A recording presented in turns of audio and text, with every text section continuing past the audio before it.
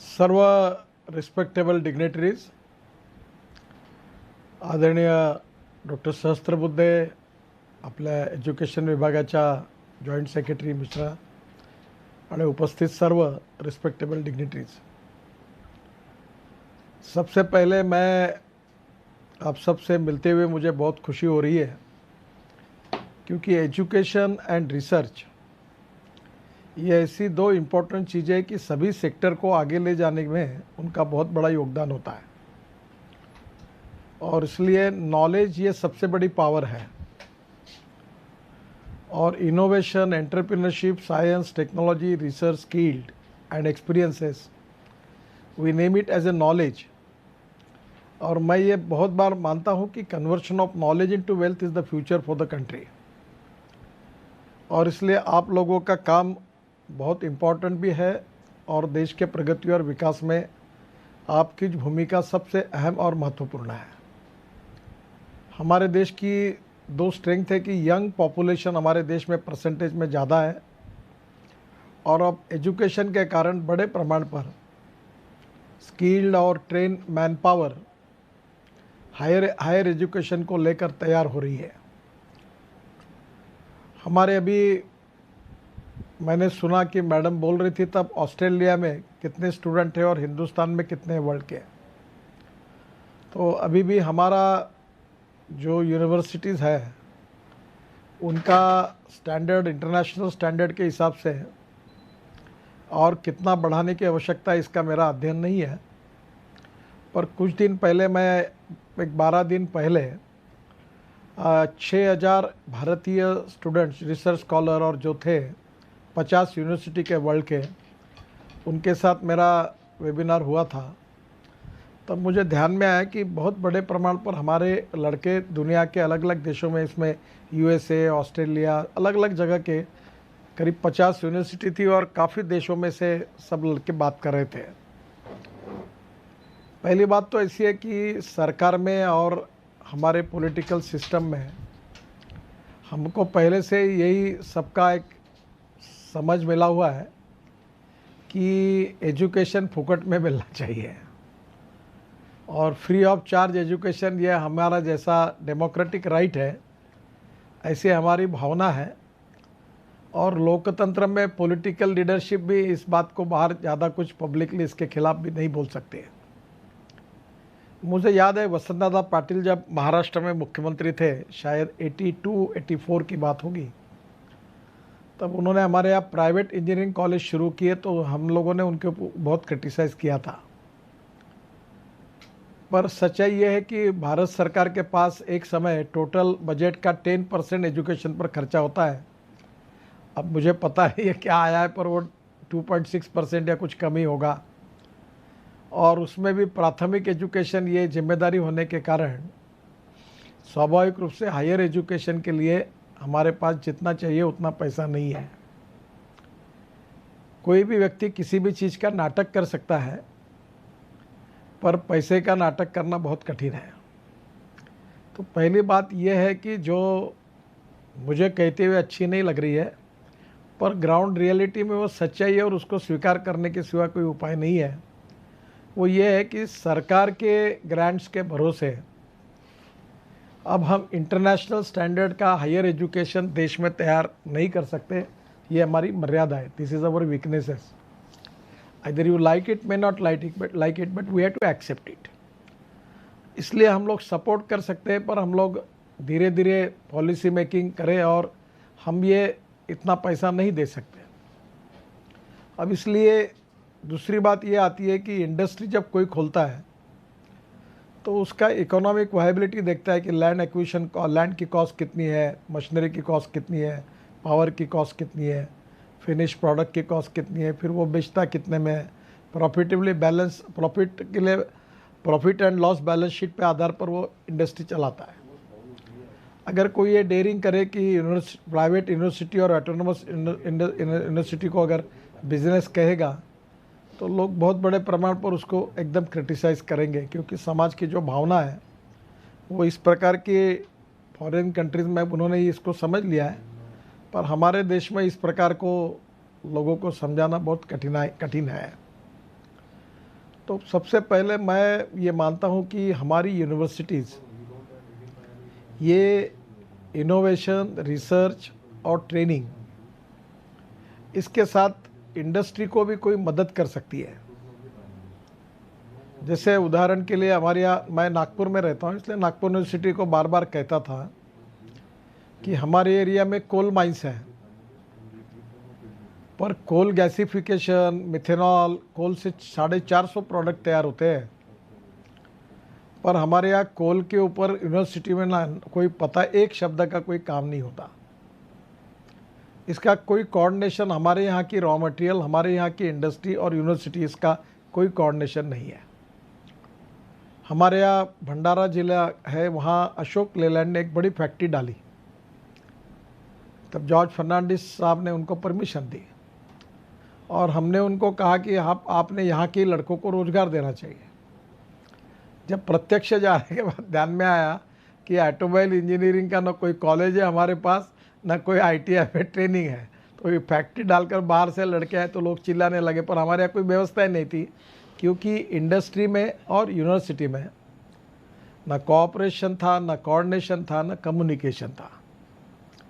तो स्वाभाविक रूप से private industry, government departments, infrastructure के departments, railway, aviations, road sector, shipping, ports, inland waterways, इतने बड़े प्रमाण पर हम काम कर रहे हैं,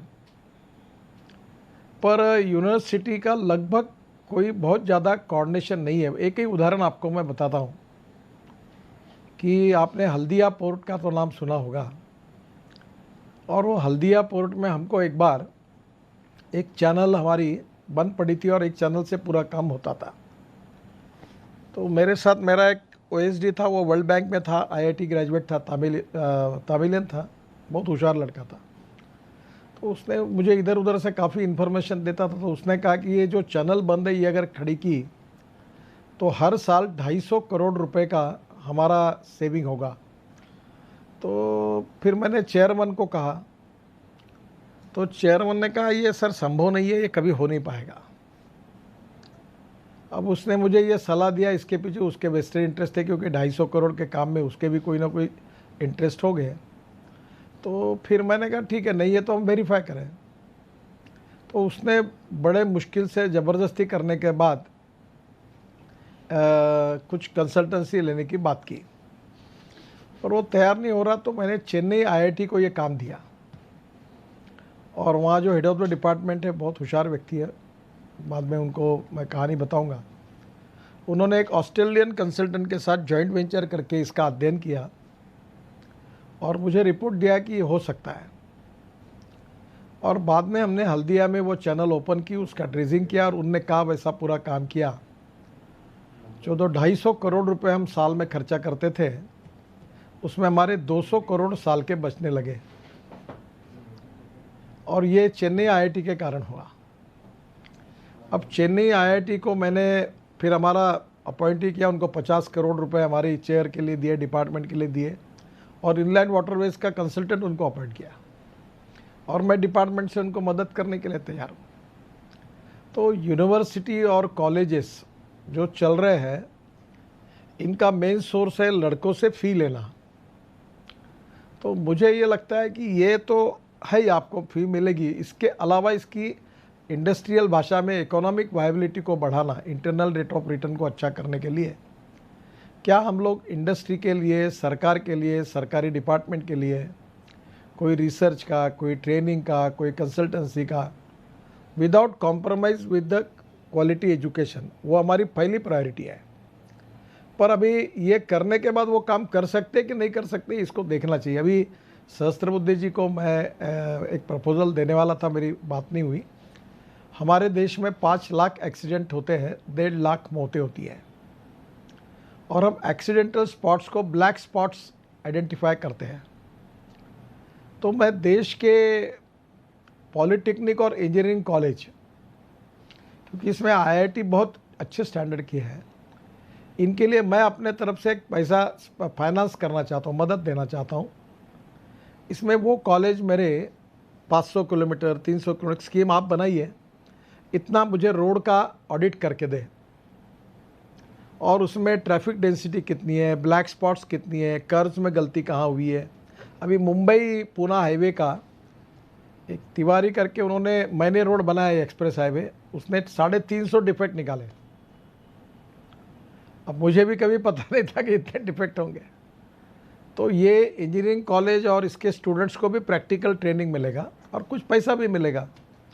तो मैं कम से कम 5,000 इंजीनियरिंग कॉलेज को काम दे सकता हूँ, क्योंकि इतने मेरे पास रोड की लेंथ है।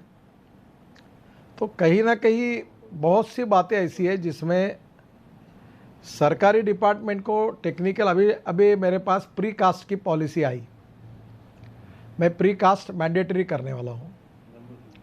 और प्री कास्ट में मैंने बीच में रवि सिन्हा जो है IIT मुंबई के, इनको मलेशिया भी भेजा था और कुछ उससे काफ़ी इनपुट्स मिला। मैं एक्सपर्ट नहीं हूँ ना, मेरा DG एक्सपर्ट है उतना।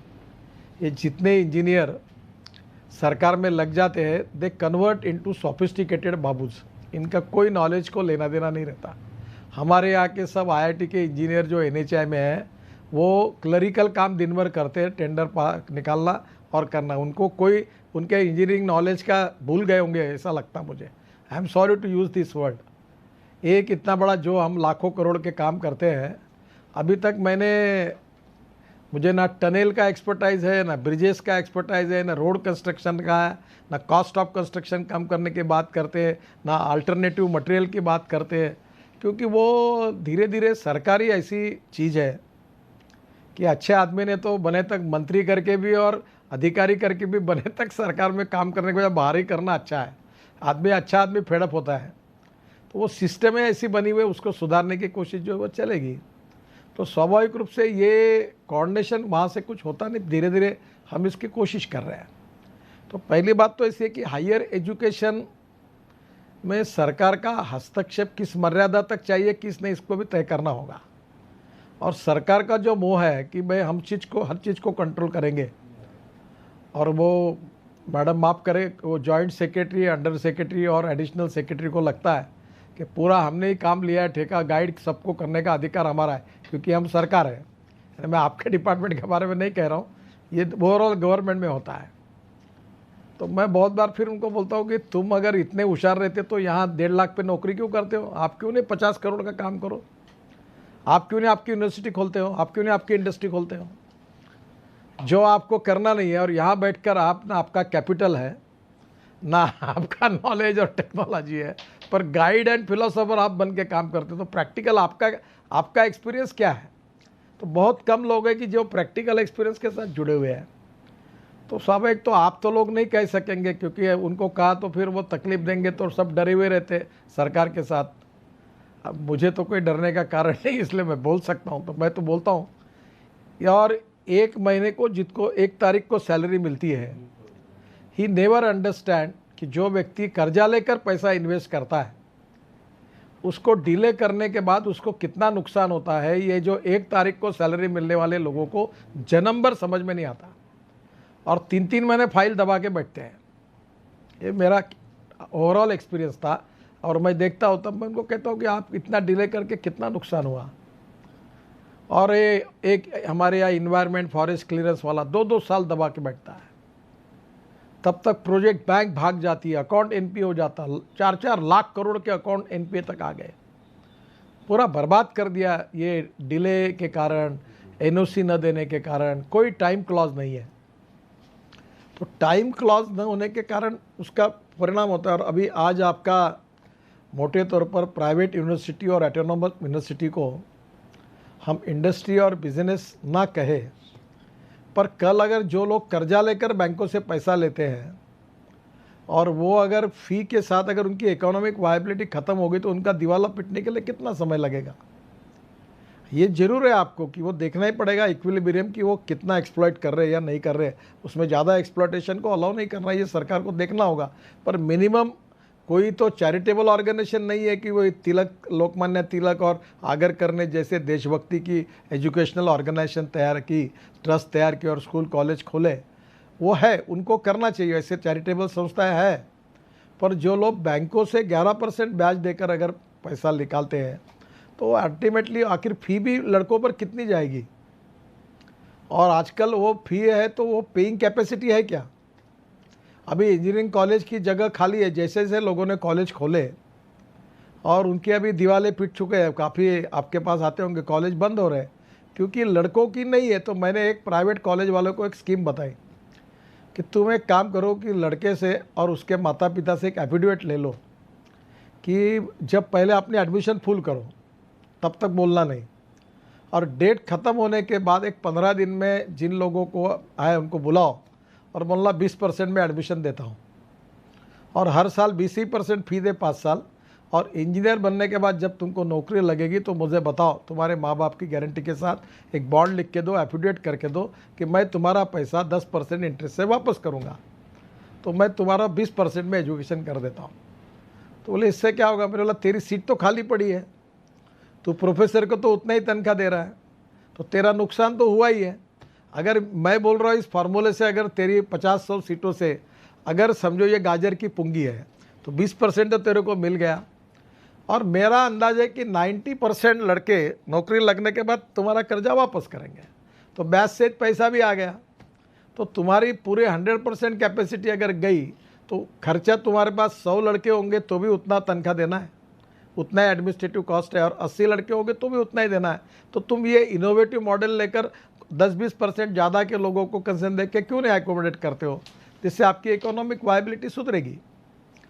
अभी 2 इंजीनियरिंग कॉलेज हमारे यहाँ है, तो उनके यहाँ एक के पास 50 बसेस थी, एक के पास 60 बसेस थी।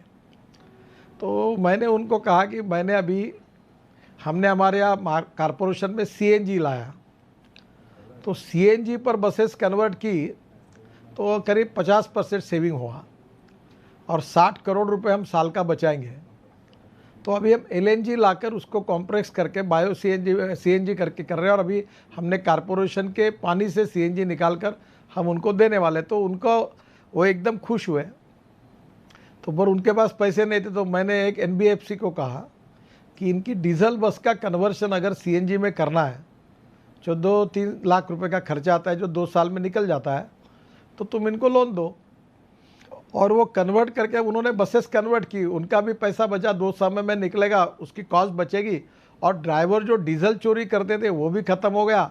और 1 किलो CNG और डीजल में कम से कम जो एवरेज है मेंटेनेंस कॉस्ट है, इतना फ़र्क है कि डीजल की तुलना में CNG को यूज़ करने में 40% बचत है। अब वही LNG पे किया तो और ज़्यादा है, मेंटेनेंस में भी कमी है। तो धीरे धीरे कहीं ना कहीं आपको इकोनॉमिक वायबिलिटी जो इंटरेस्ट कॉस्ट के साथ यूनिवर्सिटी की, प्राइवेट और ऑटोनोमस यूनिवर्सिटी की है, उसकी भी देखना पड़ेगा। और इसको मैं हिम्मत नहीं करता इसको इंडस्ट्री कहने का, क्योंकि नहीं तो लोग मेरे ऊपर चढ़ेंगे कि ये इन्होंने ऐसे कैसे कहा।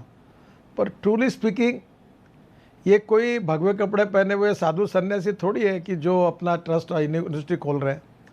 ये इनके 60% भावना ये है कि एजुकेशन में काम करना, पर ये सब इसलिए काम कर रहे हैं कि इसमें से पगार देने के बाद, खर्चा देने करने के बाद उनके एसेट भी खड़े हो रहे हैं और 2 पैसे मिल रहे हैं।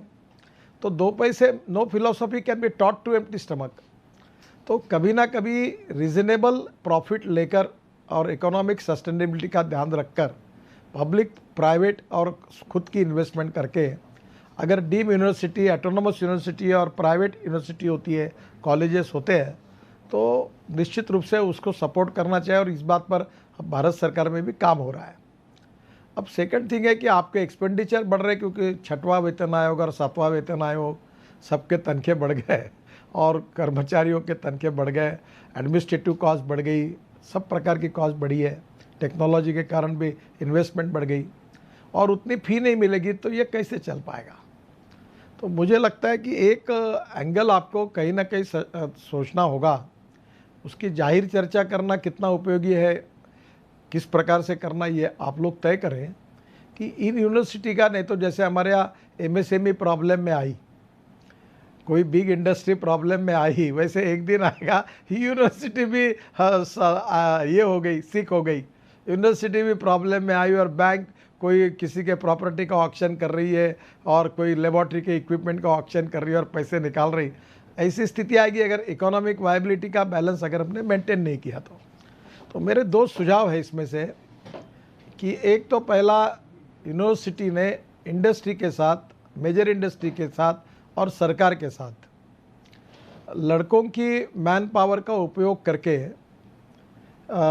उनको जो स्किल्ड एंड प्रैक्टिकल ट्रेनिंग देने के लिए कुछ काम अगर वहाँ करेंगे तो इंडस्ट्री वालों को अगर एक व्यक्ति को अगर 40,000 रुपये तनख्वाह देना है, इसके बजाय ट्रेनिंग करके कोई लड़का 10,000 रुपये स्टाइपेंड पर अगर एक 8 महीने काम करता है तो उसका भी सेविंग होता है, तो उसको भी प्रैक्टिकल ट्रेनिंग मिलेगा। उसका इस टाइप की विन विन सिचुएशन की बहुत सी स्कीम्स निकल सकती है। जैसे अभी आपने ऐसा निकाला कि जितने सिविल इंजीनियर्स हैं और जो रोड में जाना चाहते हैं या बिल्डिंग में जाना चाहते हैं, तो हम NHAI में ऐसी स्कीम निकाल सकते हैं कि हर कॉन्ट्रैक्टर अपने यहाँ जितना काम का वॉल्यूम होगा उसमें कम से कम जितने परसेंट में इतने इंजीनियर्स, ट्रेनी इंजीनियर्स रखें। और जो ये भी कर सकता है कि वहाँ के कॉलेज से वो 6 घंटे 8 घंटे काम करेंगे और उसके लिए उनको स्टाइपेंड के रूप में 6,000 8,000 भी मिलेगा और उनको प्रैक्टिकल ट्रेनिंग भी उस प्रकार का मिलेगा। तो स्वाभाविक रूप से उसके लिए भी थोड़ा फ़ायदा होगा, कॉन्ट्रैक्टर का भी सेविंग होगा और उसमें से कुछ यूनिवर्सिटी या कॉलेज को भी मिलेगा। जैसे मैंने कहा कि ब्लैक स्पॉट का स्टडी करने के लिए लड़के मेहनत करेंगे, एक कोई बड़ी बातें नहीं है। ब्लैक स्पॉट आइडेंटिफाई करना, ट्रैफिक डेंसिटी निकालना, कर्व्स कौन सी कठिन है, पेड़ कहाँ आया है। आजकल हमारी वो सिस्टम आई है कि आप गाड़ी में डालकर पूरे दोनों बाजू में क्या है, अतिक्रमण कितना है, सब निकाल सकते हैं। कोई बड़ा जॉब नहीं है ये। पर इंजीनियरिंग जैसे कॉलेज जैसे करेंगे तो हम लोग उनको पैसा देंगे पर किलोमीटर, तो ऐसे कुछ तोड़ना पड़ेगा।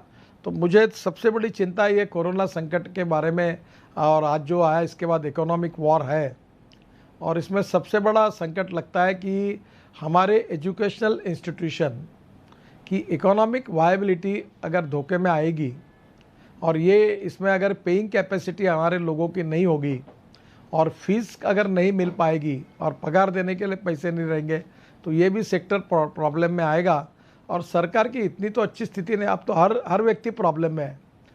सम ऑफ द स्टेट गवर्नमेंट ऐसे है कि जिनके पास अगले महीने तनख्वाह देने के लिए पैसे नहीं। सेंट्रल गवर्नमेंट का भी रेवेन्यू पूरा ड्रॉप हो गया है। बैंकों की स्थिति बहुत ही चैलेंजिंग है, कठिनाई से जा रही है। MSME इंडस्ट्री, मेजर इंडस्ट्री बहुत तकलीफ में है। मैं जब ये टाटा से लेकर अभी अंबानी से लेकर ये महिंद्रा तक इनके सब की जो वीडियो कॉन्फ्रेंस में देखता हूँ, बात करता था, सब लोग बहुत हताश थे कि भाई कैसे होगा। अब बोलते कैसे एंसिलरी यूनिट कैसे देना, पैसे, यानी अलग अलग प्रकार के प्रॉब्लम्स हैं। तो इसलिए सभी लोग अड़चन में हैं। तो इसलिए सबको साथ मिलकर सर्वाइव करना, सबको प्रोटेक्ट करना और कोरोना की लड़ाई जीतना, और दूसरी बात हमारी इकोनॉमिक वॉर को भी जीतना, क्योंकि इकोनॉमी आगे चलकर मुझे लगता है चैलेंजिंग होगी और इसमें से कुछ ब्लेसिंग इन डिस्गाइज भी है। जैसे हमने MSME को मैंने कहा है कि 2 चीज़ें करिए, हमें हमारा एक्सपोर्ट बढ़ाना है और इंपोर्ट कम करना है।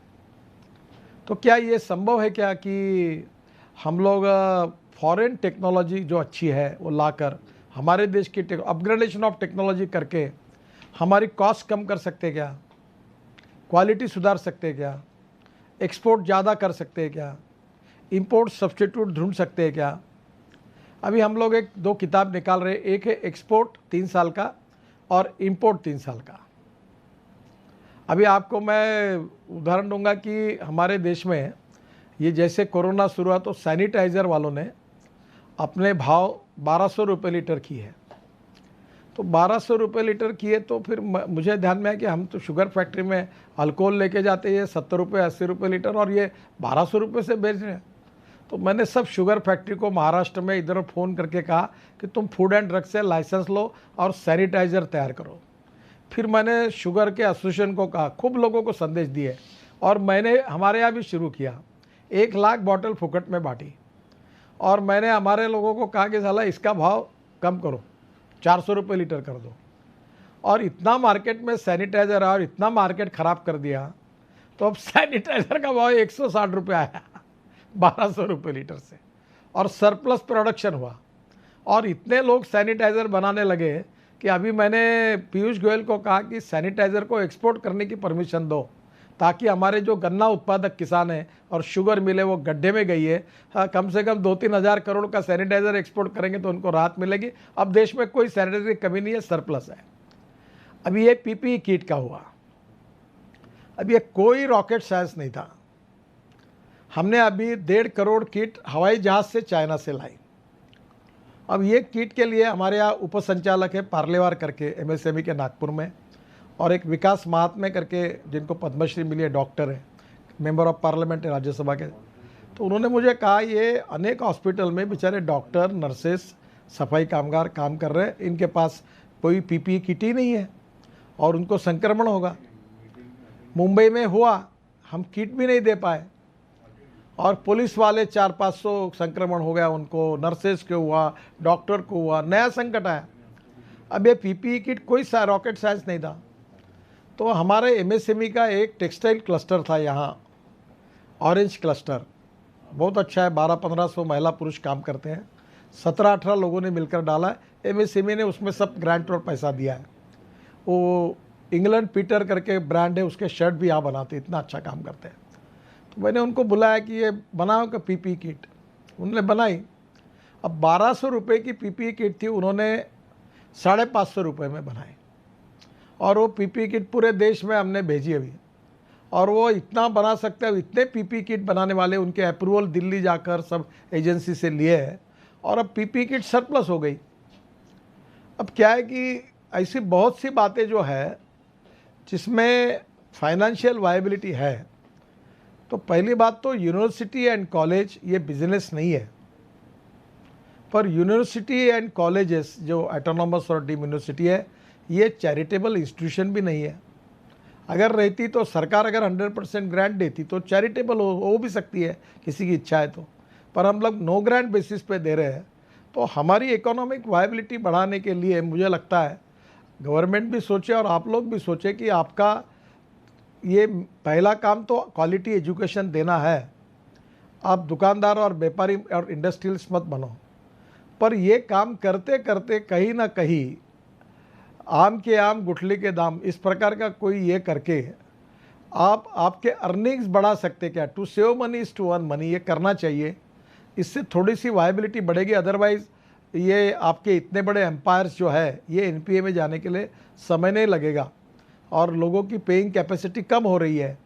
अब आपके जो हाईली रेप्यूटेड है वो लोग पैसा देंगे और जाएंगे, पर धीरे धीरे फिर जो इससे डाउन ग्रेडिंग जिनका है वो धीरे धीरे बंद होना शुरू हो जाएंगे। तो इसको संभालने के लिए हमको इसकी इकोनॉमिक वायबिलिटी पर ध्यान देना होगा। एक मेरा सुझाव है कि ये आप में से बहुत से यूनिवर्सिटी में फॉरेन स्टूडेंट्स आए हैं, उनकी डॉलर में फ़ी लेते। मैंने एक प्रयोग किया था, ये पनवेल JNPT रोड 2500 करोड़ का था, तो हमने इसके लिए डॉलर में लोन लिया था और हमारा डॉलर में वहाँ हर साल 500 करोड़ रुपए टर्नओवर है।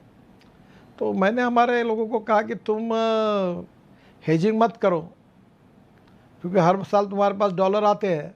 हाँ, केवल डॉलर रुपीज़ फ्लक्चुएशन है, थोड़ी रिस्क लो। तो आप ये लोन का इंटरेस्ट जो है वो लोन ICICI बैंक ने 11% में दिया था और बाद में हमने टेंडर निकाल पर DBS बैंक सिंगापुर और स्टेट बैंक कैपिटल ने हमको 2.25% से पैसे दिए, हमने 2.25% पे रोड बनाया। तो अभी इंडियन बैंक में इंटरेस्ट कॉस्ट ज़्यादा है, तो मुझे अब लगता है, अब मैं डर रहा हूँ बोलने के लिए, मैं अभी MSME स्टॉक एक्सचेंज कर रहा हूँ और MSME स्टॉक एक्सचेंज में 10,000 करोड़ का एक हमको फंड ऑफ फंड मिला है और हम लोग जो MSME अड़चन में हैं उनको भी इक्विटी के रूप में देंगे और जो MSME का रेटिंग करेंगे और जो AAA रेटिंग है, जो एक्सपोर्ट ओरिएंटेड है, जिनको 3 साल का GST का रिकॉर्ड, टर्नओवर का record, profit and loss account अच्छा है, उनको कहेंगे आप कैपिटल मार्केट में जाओ। तो हम उनका 10 रुपये का शेयर खरीदी करेंगे। तो वो जब वो 10 रुपये का शेयर खरीदी करेंगे तो 4 साल में वो MSME बहुत अच्छी है, प्रॉफिट मेकिंग है, तो वो हमारा शेयर 40 रुपये का होगा 4 साल में, तो हम उसको बेच देंगे और फिर उसके बाद फिर 10 रुपये का दूसरे का लेंगे। तो ये रोलिंग फंड अगर होगा तो हमारे पास आज 50,000 करोड़ डालेंगे, तो अगर ठीक से प्लान किया तो 5 लाख करोड़ हमारे पास आ जाएगा। जैसे NHI में हम टोल रोड बना रहे हैं, तो मेरा अभी आपके साथ आने के लिए देरी हुई, मैं NHI चेयरमैन से बात कर रहा था, तो मैंने उनको कहा कि आप हाइब्रिड एन्युटी में प्रोजेक्ट फिर से लाए हो। अब ये प्रोजेक्ट लाओगे तो बैंक पैसा नहीं देती, गारंटी दो एक एक साल नहीं मिलती, फाइनेंशियल क्लोजर नहीं होता। NHI को पैसा देने के लिए तैयार है, आप EPC में आओ, हम पूरे कॉन्ट्रैक्टर से बना ले अपने पैसे से। और 30 साल के लिए रिजर्व बैंक के गवर्नर से हमें अनुमति मिली है कि इंफ्रास्ट्रक्चर के लिए 30 साल का लोन मिलेगा। तो मैं एक प्रोजेक्ट तैयार हुआ 2000 करोड़ का, और उसको मैं मोनेटाइज करूँगा 30 साल के लिए, तो मुझे कोई भी बैंक उसके लिए 3500 4000 करोड़ देने के लिए तैयार है आज। यानी 2000 करोड़ का प्रोजेक्ट करके मैं लोगों में वाह भी पिटाऊँगा, प्रोजेक्ट के बाद लोगों का भी फायदा होगा, और टोल में 30 साल का मोनेटाइज करूँगा तो मुझे 3500 करोड़ मिलेंगे, तो 1500 करोड़ प्रॉफिट कमाऊँगा। तो मैं 15 लाख करोड़ के रोड बना रहा हूँ और मेरा बजट 1 लाख करोड़ का है, तो मेरा अब टोल का इनकम 5 साल में 1 लाख करोड़ होगा, अब 40,000 करोड़ है। तो मैंने उस इनकम को मैंने मोनेटाइज करके अपनी स्ट्रेंथ बढ़ाई। तो आपको ये अभी इस समय यूनिवर्सिटी के जॉइंट वेंचर्स वर्ल्ड के, ताकि और ग्रेडेशन होगा, उतने अच्छे स्टूडेंट्स आएंगे, फीस भी मिलेगी और एजुकेशन भी अच्छा होगा। तो अपग्रेडेशन ऑफ टेक्नोलॉजी, जैसे हम MSME of university joint venture कर सकते हैं क्या? और दूसरी बात, हम उसमें फॉरेन इन्वेस्टमेंट भी ला सकते हैं क्या? अब ये मेरे लिए, मैं अपना मुक्त चिंतन रख रहा हूँ। अब कहो सिम्बोसिस का शेयर आज 10 रुपये का है। अब भुजमदार सर तो कॉलेज में प्रोफेसर थे, तो उनका तनख्वाह बहुत ही रिटायर्ड हुए तो 3 लाख 2 लाख 2.5 लाख होगा। अब इनके एसेट हो गए 600-700-800 करोड़ के, 1000 करोड़ के होंगे, आई डोंट नो एग्जैक्टली। पर ये पैसा जो आया, ये तो एक प्रकार से उन्होंने चैरिटेबल उद्देश्य रखते हुए उन्होंने ये उसकी बिजनेस इकोनॉमिक्स को भी ठीक प्रकार से देखा, तभी वो हैदराबाद में खोलो, फिर मुंबई में खोलो, फिर दिल्ली में खोलो, फिर नागपुर में खोलो, बैंक से 10% से पैसा लो और करो। कोई सरकारी ग्रांट पर तो डेवलप नहीं हुआ। तो मुझे लगता है कि अल्टीमेटली एक इसकी जो बिजनेस मॉडल की, इसको एक्सपेंडिचर कॉस्ट को कम करना, कैपिटल कॉस्ट में इंटरेस्ट कॉस्ट को कम करना, और आप ये तनख्वाह तो कम नहीं कर सकते प्रोफेसर के, और डॉक्टरेट मिलने के बाद और उसका इंक्रीमेंट, और भारत सरकार भी दबाव, मोदी जी हर बार कहते हैं ये वेतन आयोग और ये धनाधन आते हैं महंगाई के इंडेक्स के साथ, और पैसे बढ़ाने पड़ते हैं, अब ये भी देने पड़ते हैं, उनकी भी कहना वाजिब है। अब ये पैसे लाएंगे कहाँ से? तो ये प्रॉब्लम के लिए मैं ये मानता हूँ कि सहस्त्रबुद्धे जी, आप विशेष रूप से जो मैनेजमेंट, मार्केटिंग और फाइनेंशियल इसमें काम करने वाले जो कॉलेजेस है, इंस्टीट्यूट है, इनके इंडस्ट्रियल टाइप के साथ कुछ काम, जिसमें इंडस्ट्री और यूनिवर्सिटी दोनों विन विन रहेगी, और लड़कों के लिए भी थोड़ा बहुत कुछ मिलेगा। जैसे मेडिकल कॉलेज की वायबिलिटी है कि मेडिकल कॉलेज में हमारे यहाँ वो उन्होंने लग्जरी बसेस लिए 5-7, और वो 200 किलोमीटर दूर भेजते हैं और पेशेंट ढूंढते हैं, उनको गाड़ी में बिठाकर कॉलेज लेके आते हैं और उनका नाश्ता चाय करते हैं, उनकी सेवा करते हैं, फुकट में का ऑपरेशन करते हैं और उनको भेज देते हैं। तो मुझे लगा कि ये बहुत, तुकाराम महाराज ने कहा था कि जेकार अंजले गांधले, वैसे गरीब लोगों की सेवा करने के लिए कर रहे हैं। मेरे ध्यान में बाद में आया कि ये काम इसलिए कर रहे हैं कि जितने पेशेंट ज़्यादा होंगे उतने मेडिकल काउंसिल की सीट ज़्यादा मिलती है, MD और MBBS की, जितनी ज़्यादा बढ़ती उतना ज़्यादा फायदा होता, इसलिए ये सेवा कार्य चालू है। अब कोई गलत नहीं, जो भी है, लोगों को तो बेचारी सेवा हो रही है। अब उसमें उन्होंने पैरामेडिकल कोर्सेस खोले, तो जो बच्चे हैं वही अटेंडेंट का काम कर रहे हैं, लेबॉर्ट्री में काम कर रहे हैं। अब नया अपॉइंट करो तो उसको 50,000 तनख्वाह देना पड़ता है, ये 2 साल 3 साल स्टाइपेंड में काम करता है तो ये 5,000 में काम करता है। तो उन्होंने अपनी इकोनॉमिक वायबिलिटी भी और विन विन सिचुएशन में की, कोई गलत किया ऐसा मुझे नहीं लगता, और वो ट्रेन होने के बाद उसको अच्छी नौकरी मिलती है।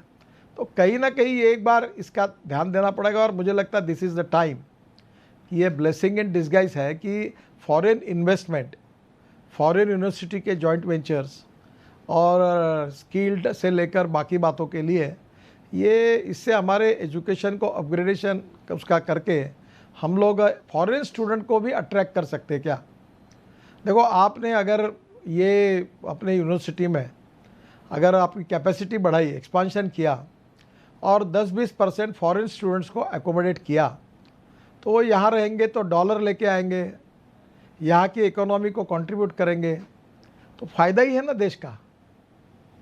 और इसलिए मैं ये मानता हूँ कि अभी जैसे रशिया में एमबीबीएस बनने के लिए लड़के गए और हमारे देश के लड़के वहाँ जाके कितना बड़ा फॉरेन एक्सचेंज हमारा देश के बाहर जा रहा है, हम खर्चा कर रहे हैं, उसके बजाय सब लड़कों को पूरा इंटरनेशनल स्टैंडर्ड का एजुकेशन और सब प्रकार की फैसिलिटी अगर इंडिया में होगी और हमारे देश से किसी लड़के को बाहर जाने की अगर हार्वर्ड यूनिवर्सिटी है और कोई इकोनॉमिक्स की बड़ी यूनिवर्सिटी है वहाँ जा रहे हैं और उसी का जॉइंट वेंचर हो जाएगा तो फ़ायदा होगा। जैसे मैं हमारे यहाँ नागपुर में पूना में लोग पढ़ने के लिए जाते थे, हर घर में लड़का का पूना में पढ़ रहा है। तो मैंने ये मुजुमदार सर को और विद्या जी को रिक्वेस्ट की कि आप नागपुर आओ, तो उन्होंने कहा कि मैं नागपुर आएंगे तो जगह बहुत कीमत होती है। तो मैंने इनको 99 एकड़ जगह जिसकी मार्केट वैल्यू 400 करोड़ रुपए, 350-400 करोड़, वो कारपोरेशन की जगह एक बहुत कम पैसे पे, 1 रुपया ज़्यादा कम लीज पर 30 साल के लिए दिए है और उनको कहा कि आप यूनिवर्सिटी बनाओ। अब उन्होंने यूनिवर्सिटी बनाई और मैंने कहा कि 15% नागपुर के या विदर्भ के लड़कों को इसमें एडमिशन रहेगी और 25% एडमिशन रहेगी और 15% फी में सहूलत रहेगी। तो मैं जहाँ झोपड़पट्टी होती इंक्रोचमेंट होकर वो झोपड़पट्टी को बचाया जगह को और सिम्बोसिस को दिया और इन्होंने ताजमहल जैसी सुंदर यूनिवर्सिटी बनाई है, 450 करोड़ रुपए इन्वेस्ट किए हैं और अब नागपुर के 8000 बच्चे, इनको सिम्बोसिस यूनिवर्सिटी का एजुकेशन अवेलेबल हुआ है। अब उनको पूना जाने की ज़रूरत नहीं है और आज सबके घर के लड़के बच्चे यहाँ जा रहे हैं और 15% फी में सहूलत भी मिल गई। झोपड़पट्टी इंक्रोचमेंट होती तो हम रेगुलराइज करते होट्स के लिए, तो झोपड़पट्टी भी नहीं हुई, यूनिवर्सिटी भी हुई, नागपुर का स्टैंडर्ड भी बढ़ा। तो विन विन सिचुएशन में सबको फ़ायदा हुआ। तो मुझे लगता है कि we have to find out some innovative models जिसमें हमारा और इसमें एजुकेशन में इन्वेस्टमेंट आए, एम्प्लॉयमेंट पोटेंशियल खड़ा हो और इंडस्ट्री और एजुकेशन इसका सेम उद्दिष्ट प्रॉफिट मेकिंग जैसा नहीं हो, पर वो ये भी देखना चाहिए कि उसको मिनिमम अगर प्रॉफिट नहीं मिलेगा तो जिनमें एंटरप्रेन्योरशिप है, जिनमें ताकत है, वो इतना बड़ा इन्वेस्टमेंट बैंक से कर्जा लेकर करेंगे तो वापस कैसे कर पाएंगे। तो between the line exactly breaking point को ढूंढना होगा और इसको प्रोत्साहित करना होगा। और अलग अलग टेक्नोलॉजी जो है अभी भी वर्ल्ड में इतना रिसर्च हुआ है, इतना बड़े प्रमाण पर हो रहा है, मैं तो कहूँगा कि ये क्यों नहीं हमारे यूनिवर्सिटीज़, हमारी प्राइवेट यूनिवर्सिटी के भी कोई जैसे भी प्रोडक्ट डिज़ाइन, अभी एक खादी में ये मैंने घड़ी पहनी है, इसका बेल्ट खादी का है, ये टाइटन ने घड़ी लाई, मैंने उनको कहा कि घड़ी बनाओ खादी की, ये आउट ऑफ मार्केट हो गई, तो बेल्ट पॉपुलर हुआ। अब ये जो फर्नीचर पूरा चाइना से आता है, तो ये अपने बच्चे जो है ये अलग अलग प्रकार के फील्ड में, जो फील्ड में वो पढ़ रहे हैं, अगर सिविल इंजीनियरिंग है तो सिविल इंजीनियरिंग से रिलेटेड एक्सपीरियंस और बातें उनको भी सीखने को मिलेगी, इंडस्ट्री का भी फ़ायदा होगा। तो मुझे लगता है इसको थोड़ा सा भारत सरकार के लेवल पर भी एक ये जो इकोनॉमिक एस्पेक्ट है इसको सोचना पड़ेगा। अगर ये आज वायबिलिटी है करके इसका एक्सपांशन हो रहा है, पर अगर संकट कल कोरोना के बाद इकोनॉमिक वॉर आई, एडमिशन कम हुई और लड़कों ने फ़ी नहीं दी तो यूनिवर्सिटी का क्या होगा, ये पगार कैसे देंगे, तो ये भी संभावना आ सकती है। और इसलिए एमएसएमई में हमने तय किया है कि जॉइंट वेंचर करें, फॉरेन टेक्नोलॉजी के साथ हमारे टेक्नोलॉजी का अपग्रेडेशन करें। और दूसरी बात ये की है कि हम लोग फॉरेन इन्वेस्टमेंट भी लाएँ। अब मुझे लगता, आई डोंट नो कि वेदर हमारे गवर्नमेंट ने फॉरेन इन्वेस्टमेंट के लिए यूनिवर्सिटी को परमिशन है कि नहीं है, पर फॉरेन यूनिवर्सिटी फॉरेन, क्योंकि अभी इंफ्रास्ट्रक्चर में 100% एफडीआई अलाउ है, ये भी विवाद का विषय, पर कुछ प्रमाण में फॉरेन इन्वेस्टमेंट भी आएगी और यूनिवर्सिटी को अभी वो either you like it may not like it, investment वो तभी करेगा जब उसको रिटर्न मिलेंगे। तो कहीं ना कहीं अच्छा इन्वेस्टमेंट नहीं आएगी तो डेवलपमेंट नहीं होगा, रिसर्च लेबॉर्ट्री तैयार नहीं होगी, इक्विपमेंट नहीं आएंगे।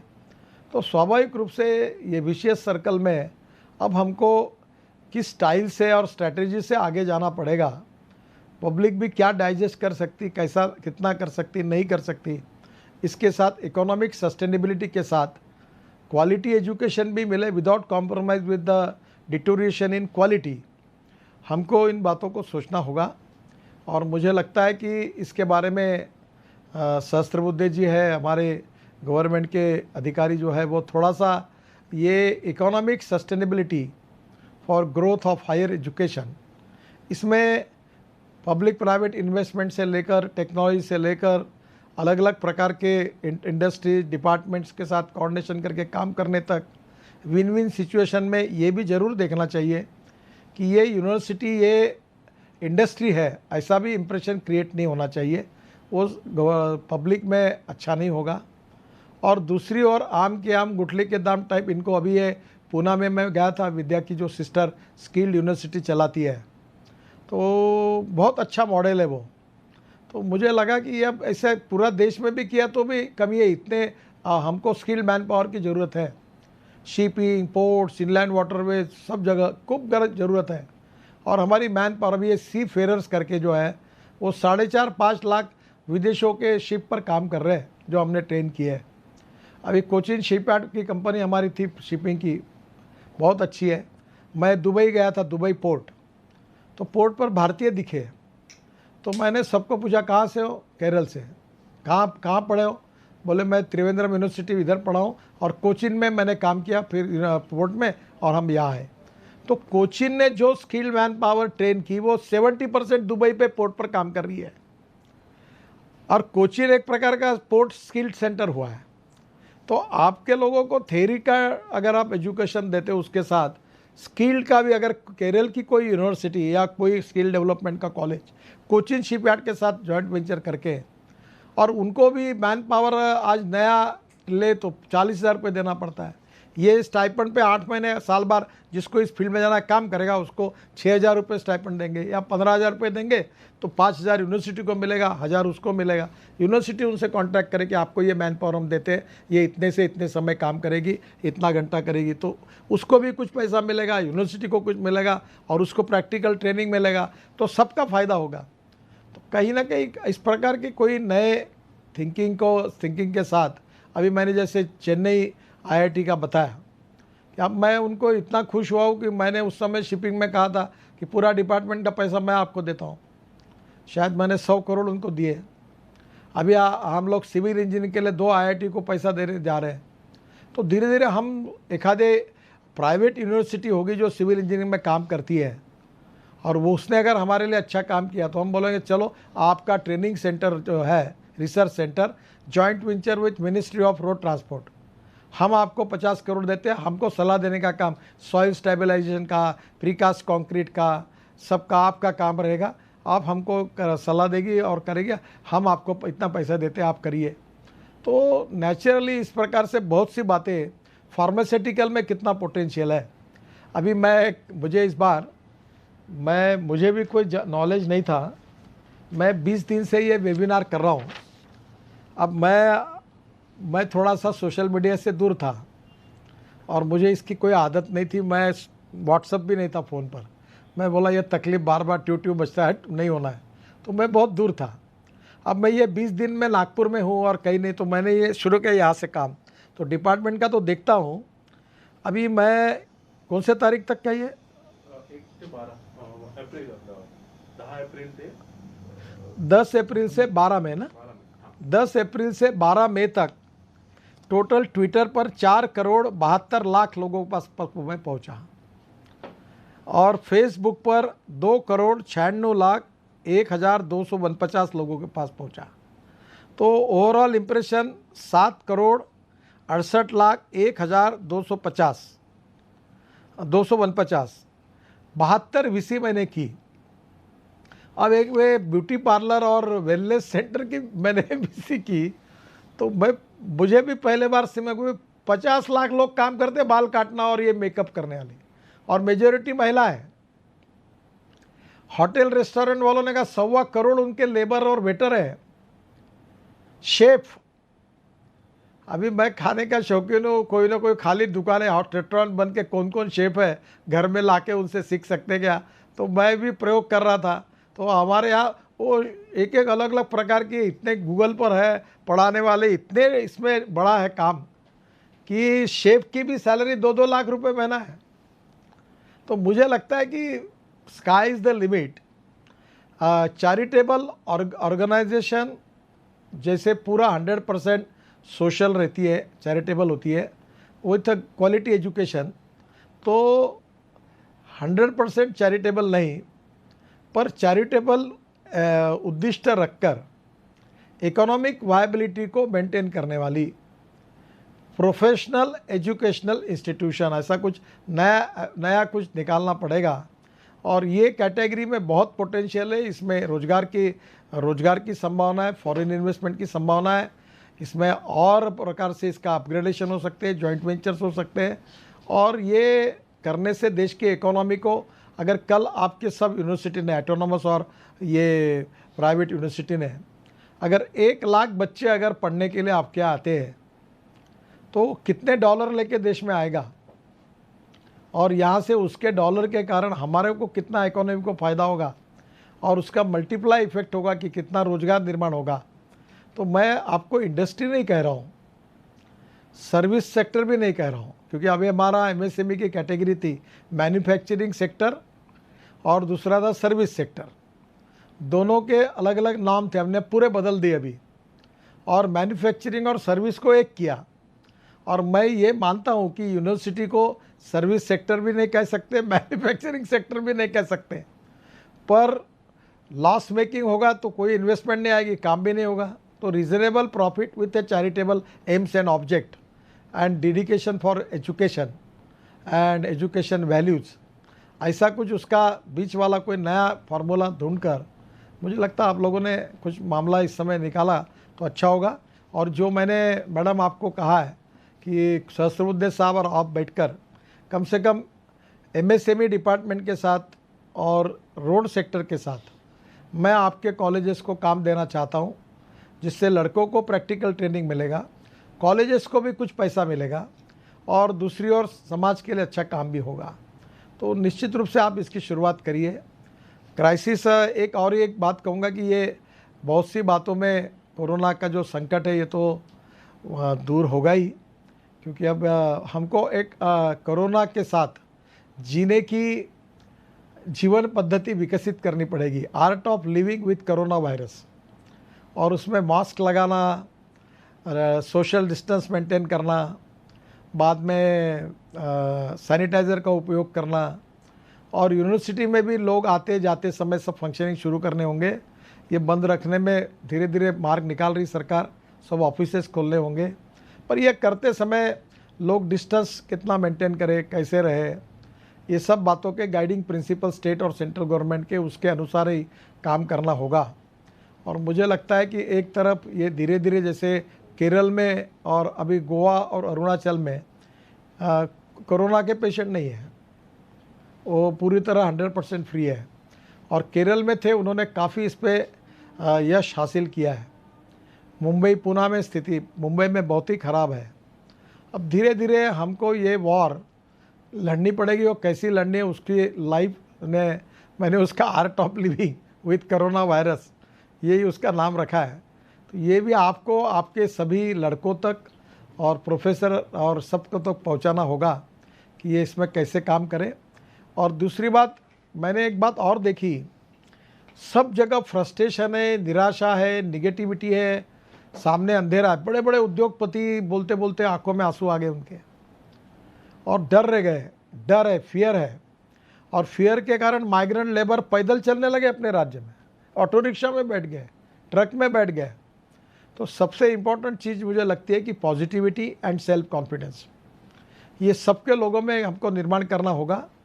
और ये बहुत बार मुझे लगता है कि there are some people who convert problems into opportunities and some people convert opportunities into the problems. तो हम लोग इसको इष्टापत्ति माने आपत्ति के बजाय, और इसमें से आगे जाकर हम लोग जीतेंगे। ये भाव निर्माण करने में आप जैसे लोगों का बहुत बड़ा योगदान हो सकता है। मैंने मीडिया के भी लोगों को कहा कि आपका एक प्रकार से अगर निगेटिविटी डेवलप हो रही तो लोग डर रहे, खाना नहीं पीना नहीं, पैदल निकले, मुंबई से निकले तो उधर कानपुर और लखनऊ और पटना पैदल जा पाएंगे क्या?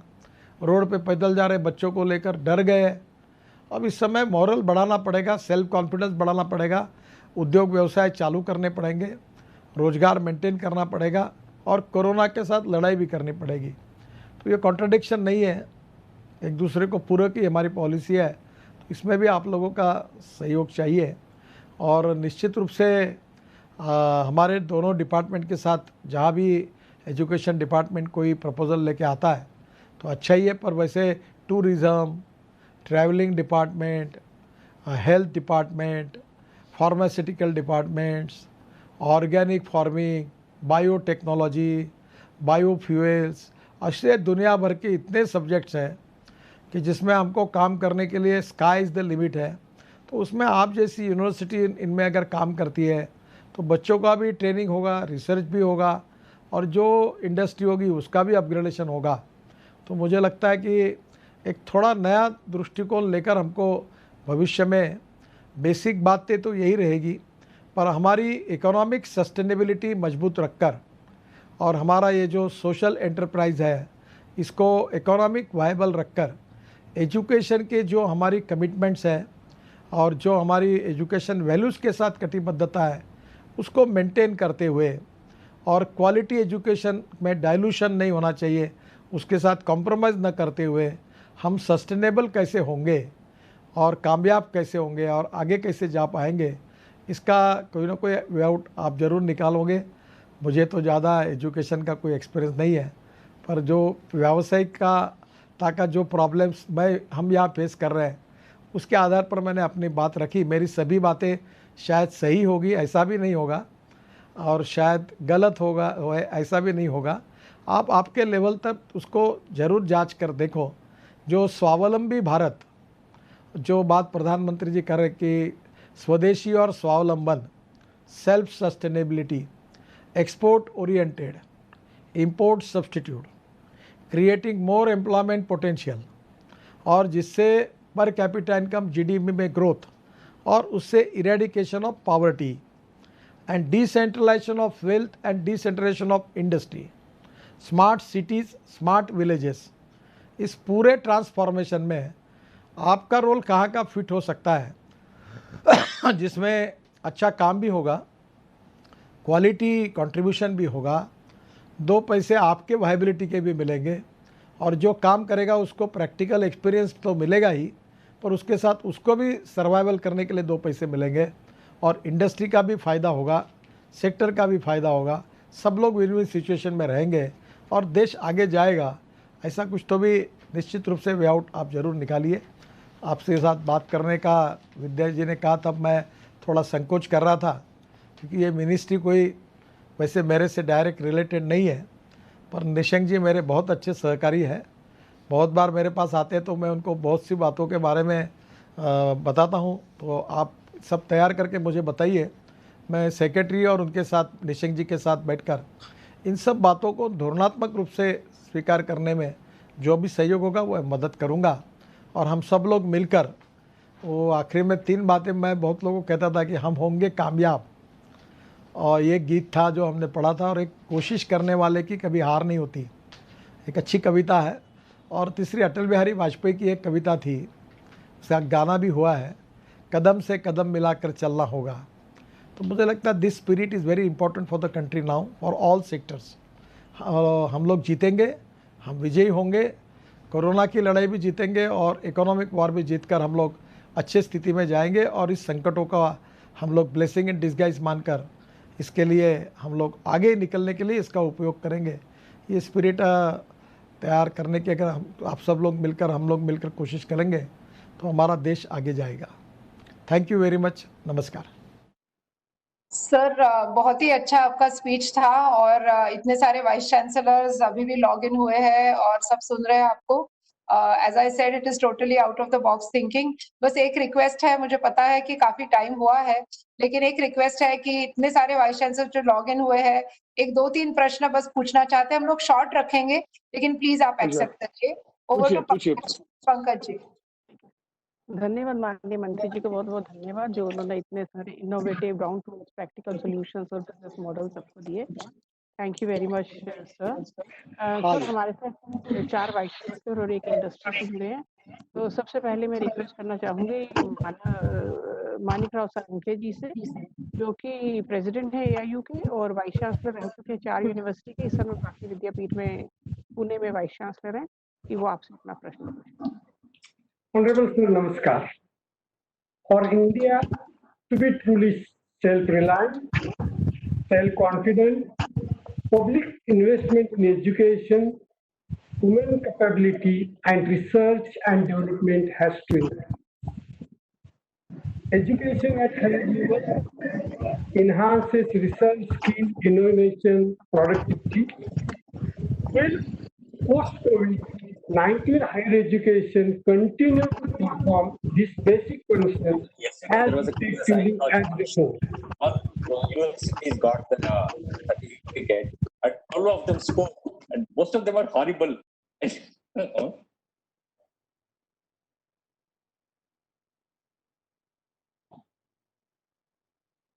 सर आपको क्वेश्चन समझ में आया?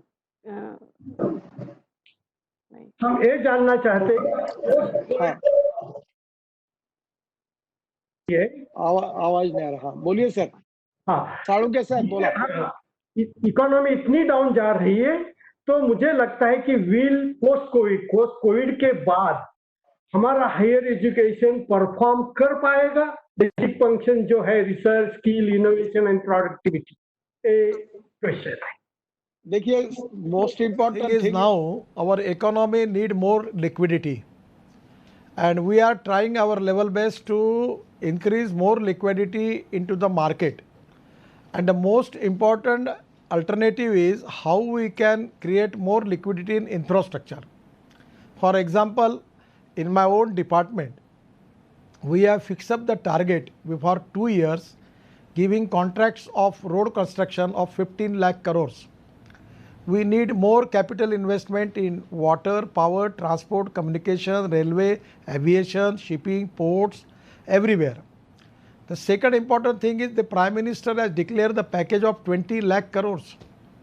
And ultimately this 20 lakh crore is going to increase the liquidity into the market. The most important effect because of increasing liquidity is to creating more purchasing power.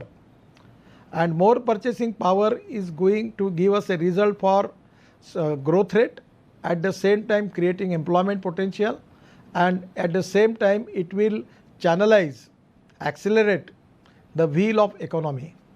So मुझे आपको लगता है आप डरिए मत, इसके बाद में संकट नहीं आएगा, पर एक बात जरूर रखिए कि क्वालिटी चमत्कार के बिना कोई नमस्कार नहीं करता।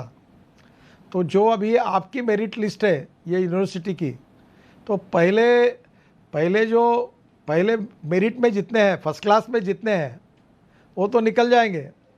इफ़ेक्ट जो होगा उसके नीचे में जो यूनिवर्सिटीज़ है जो सेकंड क्लास और थर्ड क्लास की है उनको प्रॉब्लम आ सकता है, तो उनको भी फॉरेन स्टूडेंट्स को ला सकते हैं क्या हम लोग ये जो मैंने ऑप्शंस बताए नए नए कोर्सेज के साथ इसकी वायबिलिटी को लाने के लिए इंडस्ट्री और बाकी लोग जॉइंट वेंचर कर सकते हैं क्या? तो कहीं ना कहीं एक देखिए आम के आम गुठली के दाम। और मैं आपको एक बात बताता हूँ, what my philosophy is, no one is best, it is depending upon the leadership that you can convert waste into wealth. और मैं बहुत बार ये उदाहरण दूंगा, हमारे शहर का मैंने टॉयलेट का पानी बेचने के लिए निकाला था और आज 7 साल हुए, वह हमको 350 करोड़ साल के मिल रहे हैं। हमने गंदा पानी बेचा है, तो nothing is impossible. So positivity and development oriented approach, team work, transparency and corruption free system, and the most important thing is credibility. Credibility is the most important capital of future. और जो university अपनी world credibility rating अच्छा रखेगी वो survive होगी, जो downgrade होंगे उनको तकलीफ आएगी। तो आप ये जानते हैं कि उसको अगर अपग्रेड करना है तो क्या करना चाहिए, और सरकार ने कम से कम इंटरफेरेंस करना चाहिए और ज़्यादा से ज़्यादा सपोर्ट करना चाहिए। सरकार ने लोगों को अनुमति देनी चाहिए काम करने की, उनको हर बार हमारी परमिशन लो, ये रेट टैबिज्म में नहीं फंसाना चाहिए। सरकार आपको फैसिलिटेट करे, सपोर्ट करे, और आप ये भी ध्यान रखें कि एक्सप्लॉइट भी मत करें सोसाइटी को। मैं समझता हूँ कि आप लोग समझते हैं कि what is reasonable economic viability for your investment and what is exploitation. तो दोनों बातें आपको समझती है, तो ब्रेकिंग पॉइंट कहाँ है आप भी समझ लो। अगर हमारी यूनिवर्सिटी का बहुत नाम है करके फीस दुगनी कर दो, ऐसा मत करो। ठीक है, 10 से 15% रिटर्न मिलना, there is no problem, because no philosophy can be taught to empty stomach. और वही होगी तो बैंक का कर्जा भी उनको देना है, पर 40% और 60% प्रॉफिट मिलना चाहिए, और आए तो डोनेशन लो, ऐसा करेंगे तो फिर वो लोगों में रिएक्शन आएगी। तो between the line which is the breaking point that you know, उसके बाद ब्रेकिंग पॉइंट को टूटने मत दो। थोड़ा कमाई भी करो, कर्जा भी दो, एसेट भी खड़े करो, क्वालिटी एजुकेशन को डाइल्यूट भी मत करो। लड़कों का भी देखो, समाज का भी देखो, देश का भी देखो, सरकार भी सपोर्ट करेगी, आप भी आगे जाओ और सबको साथ लेकर चलो। ऐसा बिटवीन में विन विन फार्मूला निकालना पड़ेगा। धन्यवाद सर। थैंक यू, धन्यवाद मंत्री जी। ये तो बिल्कुल ज़रूरी है कि फॉरेन स्टूडेंट। और कोई क्वेश्चन? आवाज नहीं आ रही। हेलो, हाँ माननीय मंत्री जी का बहुत बहुत धन्यवाद। और ये बहुत ही ज़रूरी है कि फॉरेन स्टूडेंट्स बढ़ाया जाए, क्योंकि आज की डेट में हमारे यहाँ से करीब 46,000 बच्चे बाहर जा रहे करीब 7-8 लाख बच्चे बाहर जा रहे हैं और सिर्फ 46,000 बच्चे इंडिया में आ रहे हैं। तो इस रेशो को ठीक करना बहुत ही ज़रूरी है। सर, अब मैं रिक्वेस्ट करूँगी सी राजकुमार जी से। ये जिंदल ग्लोबल यूनिवर्सिटी है हरियाणा में, and he is the founder vice chancellor, और 10 साल में ही यूनिवर्सिटी ऑफ एमिनेंस बन गई है। तो उनसे मैं रिक्वेस्ट करूँगी कि आपसे एक सवाल। Thank you very much sir for your time. मैं क्षमा चाहता हूँ, मैं अंग्रेजी में बोलूंगा। मैं वैसे कन्याकुमारी से हूँ, सो मेरा हिंदी उतना अच्छा नहीं है, तो I will speak in English. It was a very inspiring speech sir. I deeply appreciate your vision and your commitment to transforming India. Sir, my question is, everything that you said was truly inspiring, and you articulated the vision for a new India where universities and higher education institutions can contribute to its economic and social development. The biggest challenge that we are facing today is, sir, how do we translate this vision into reality? जो हमारे अभी के जो government of India in 2017 cabinet meeting के basis पे there was a very important visionary contribution by no less than the Prime Minister in establishing institutions of eminence. 10 public and 10 private universities को institutions of eminence ऐसे एक designation दिया जाता था, and on that basis they were supposed to be empowered, and that was a very far-sighted vision. It is now 3 years, sir. 2017 May was the original cabinet meeting for this. And it's now 3 years, 2020 May. Even though the institutions have been designated, the Gazette notification to that effect has not come. I wanted to bring this to you as an example where how much our distance between our aspiration, our ambition, our goal does not match with the reality, sir. How do we deal with it? Actually, in government system, there are a lot of problems. I don't know exactly what is the reason for that. But we need to take decision time bound, and qualitative decision at an appropriate time. The implementation is equally important. And that is the big problem in the government. So government role is a facilitator. Because I am in government, it will not be appropriate for me to make some negative comments about the system. But मैं always telling to my friends and my son कि जितना भी होता है सरकार से दूर रहना, सरकार से कोई काम नहीं करना, सरकारी अधिकारियों को कोई अपना टच नहीं होने देना, ना उनको फैक्ट्री में आने देना, ना आप उनके पास जाना। इनसे दूर रहो, ये विष कन्या जैसे रहते हैं, तो जब आएंगे तो तुमको खत्म कर देंगे।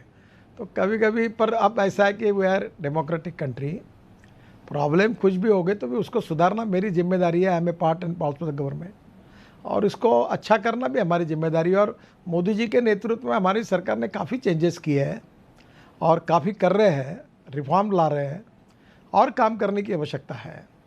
और कहीं ना कहीं किसी अंडर सेक्रेटरी, जॉइंट सेक्रेटरी ने कोई उल्टे कमेंट लेकर फाइल कोई कचरे में पड़ी होगी कहीं तो भी, और कोई तो भी आप ध्यान में कभी दिल्ली में ये लॉकडाउन ख़त्म होने के बाद आइए, मुझे बताइए, मैं कंसर्निंग लोगों से बात करके उसका वे आउट निकालने की कोशिश करूँगा।